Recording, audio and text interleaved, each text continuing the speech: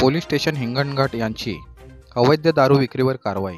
Police station Hinganghat येथील गुन्हे प्रकटीकरण पथकाचे अंमलदार हे दिनांक 13/3/2025 रोजी पोलीस स्टेशन परिसरात होळी सण संबंधाने पोलीस ठाणे परिसरात वॉशआउट करत असताना जिना भोसले राहणार खैराटी पारधी बेडा ही बेड्याजवळील नाल्याजवळ अवैधरित्या गावठी मोहा दारू काढण्यासाठी कच्चा मोहा रसायन सडवा गाडीत आहे अशी खात्रीशीर माहिती मिळाल्याने सदर माहिती ठाणेदार देवेंद्र ठाकूर यांना देऊन त्यांच्या आदेशाने मौजा खैराटी पारधी बेडा येथे पोलीस स्टाफसह रवाना होऊन मिळालेल्या माहितीप्रमाणे पारधी बेडा येथे रेड केली असता जिना भोसले ही पोलीस आल्याची माहिती मिळताच पळून गेली।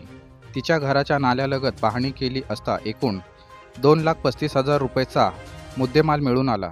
सदर मुद्देमाल पंचासमक्ष मौका जप्ती पंचनामा कारवाई करून जप्त करून संपूर्ण साहित्य नाश करून आरोपी जिना भोसले राहणार खैराटी पारधी बेडा हिच्या विरुद्ध पोलीस स्टेशन येथे गुन्हा नोंद करण्यात आला।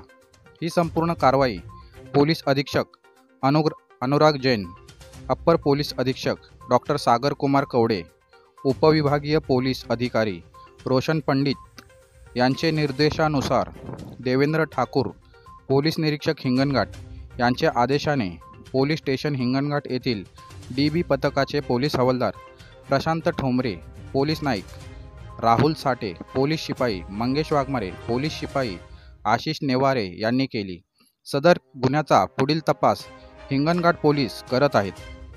कृपया नवनवीन बातम्या पाहण्यासाठी आमच्या चॅनलला सबस्क्राइब करा, लाईक करा आणि शेअर करा आणि बेल आयकॉन प्रेस करायला विसरू नका।